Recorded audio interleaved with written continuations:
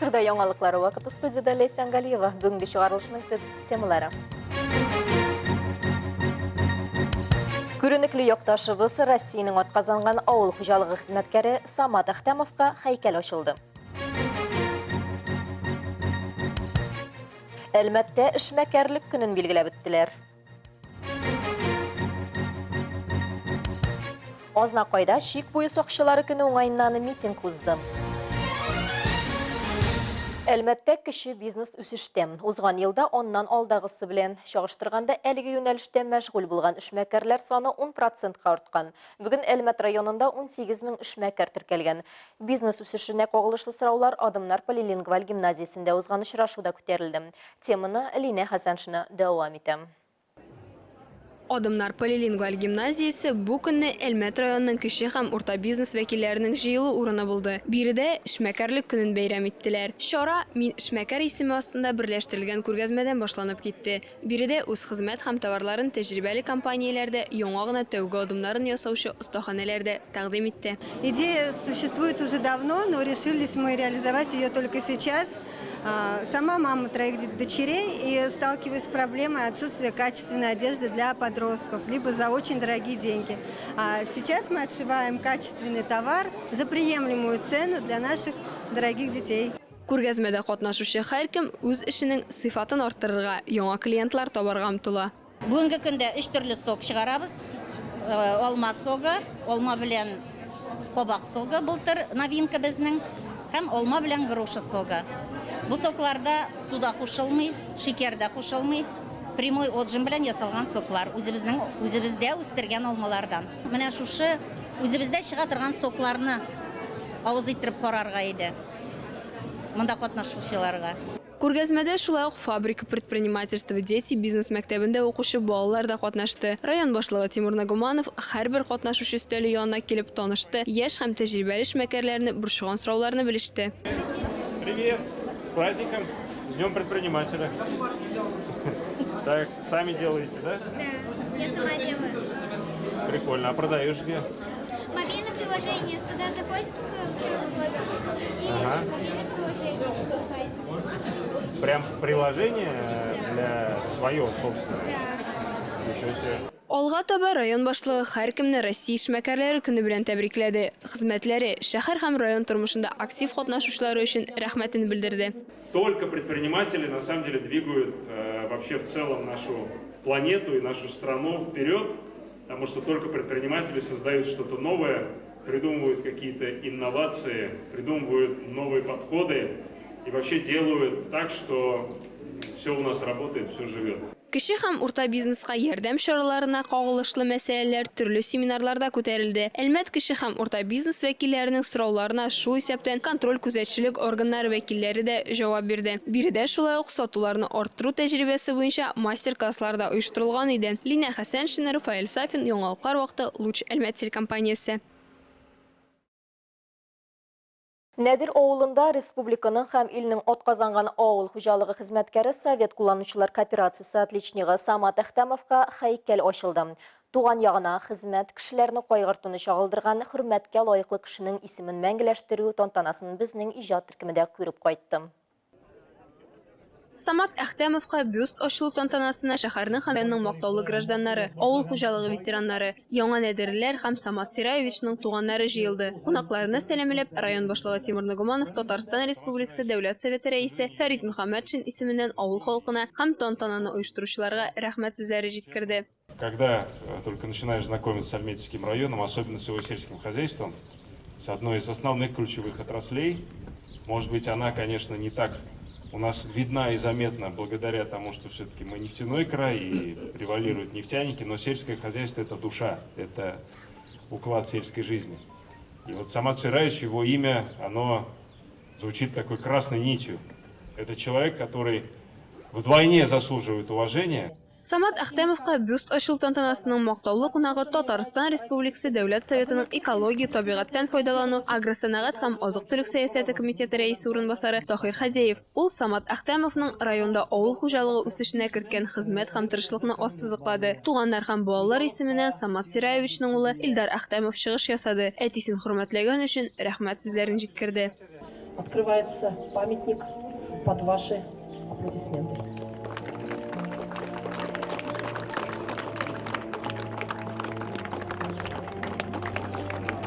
Haykal açılığına kilişlər arasında türlü buun vəkilləri var. Həmməsi bari tek oңай яқтан яхшы сүз белән генә искә ала. Аның портреты музей залларында эленеп тора. Һәм ул гына да түгел, авылга багышлап чыгарылган китапта да саллы гына урын аңа билгеләнгән. Шуңа күрә шәхесләребезне онытмыйбыз.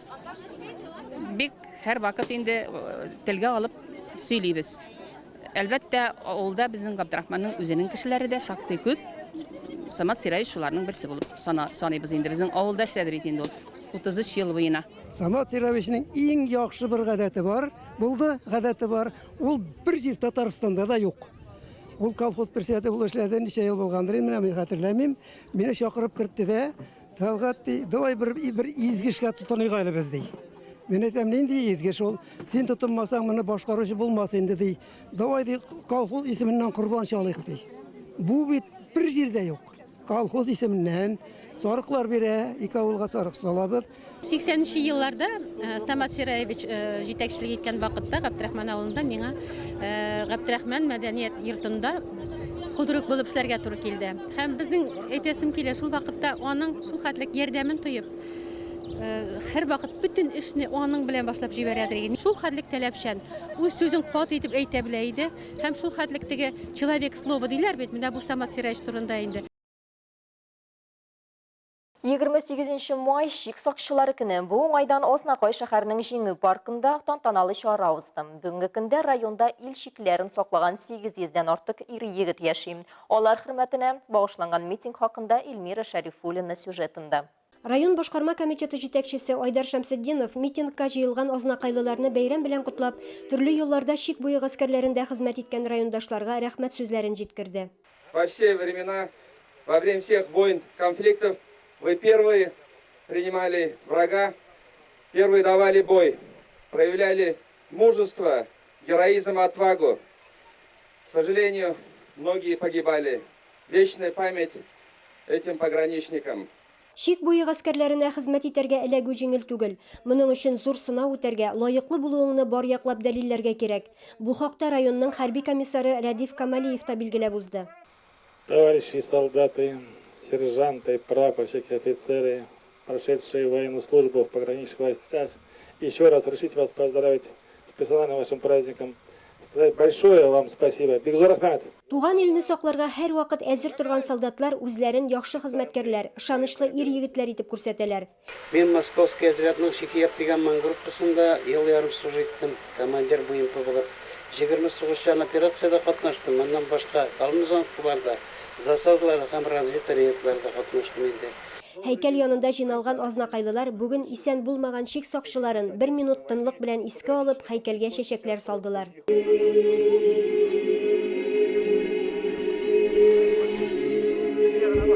Эльмира Шәрифуллина, Рөстәм Әкбәров, яңалыклар вакыты, Луч, Әлмәт телекомпаниясе.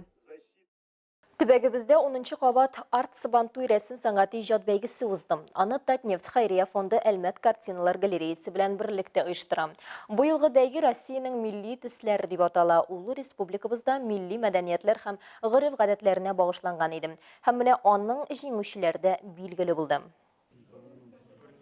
Быелгы бәйге Россиянең милли төсләре исеме астында игълан ителеп, апрель уртасында башланып китте. Дөресрәге, анда тәкъдим ителгән эшләрне киң җәмәгатьчелек каршына нәкъ шул чорда чыгардылар. Аңа кадәр оештыручылар илебез төбәкләре рәссамнарының эшләрен кабул итеп, темага туры килгәннәрен сайлап алды. Шулай итеп, быел бәйгегә 74 автор 131 эшен тәкъдим итте. Шулар арасыннан икенче турга 30 картина сайлап алынды. Киң җәмәгатьчелеккә исә 28 картина чыгарылды. Аларга тамашачылар ачык юл белән һәм интернет аша тавыш бирде. Күчмә күргәзмә инженерлар лицейында Татнефть компаниясе башкарма аппаратында, Әлмәт нефть институтында, драма театрында, Мирас спорт сәламәтләндерү комплексында, Җиңү бәйрәмендә исә Ленин мәйданында, Әлмәт үзәк хастаханәсендә, Панорама сәүдә үзәгендә булып, Әлмәт картиналар галереясына кире кайтты. Рәссамнарның эшләрен шулай ук профессиональ жюри әгъзалары да бәяләде. Нәтиҗә исә тантанасында эшләрен тәкъдим иткән кылкаләм осталары да, оештыручылар да катнашты.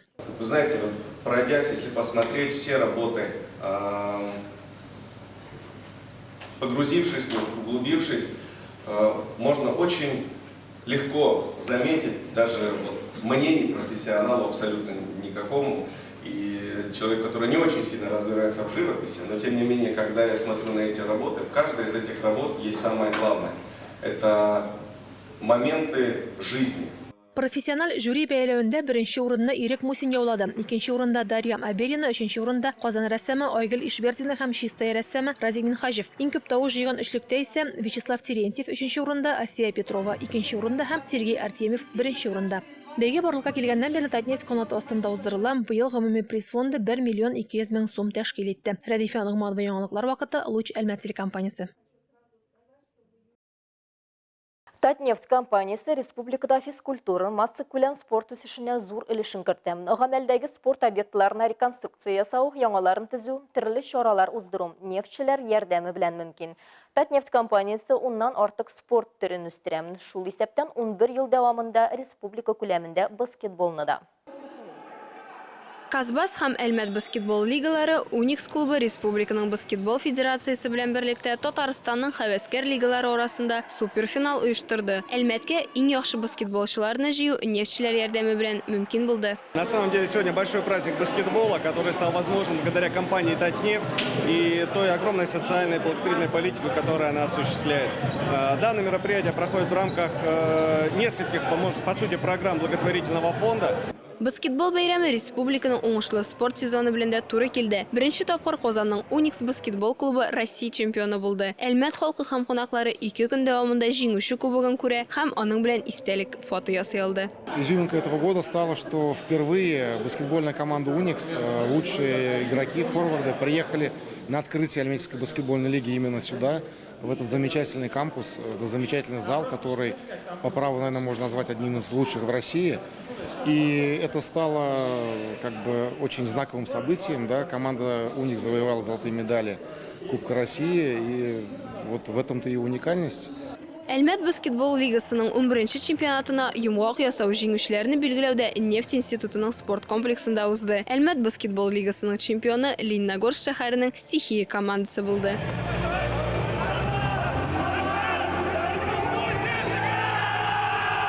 Бик зур рәхмәт Уникска командаға біз булдырабыз.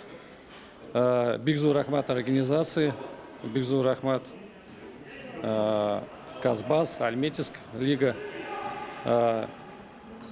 Бик зур рәхмәт безнең әни әтиләргә. Бик зур рәхмәт туган Лениногорск шәһәреннән, Альметьевск шәһәреннән. Татарстанның иң яхшы командалары арасында оештырылган уеннар 27 һәм 28 майда узды. Әлмәттә үткән баскетбол бәйрәме әлеге спорт төрен калабыз халкы һәм гомумән татарстанлылар арасында үстерүне максат итте. Лина Хәсәншин, Рафаэль Сафин, яңалыклар вакыты, Луч Әлмәт телекомпаниясе.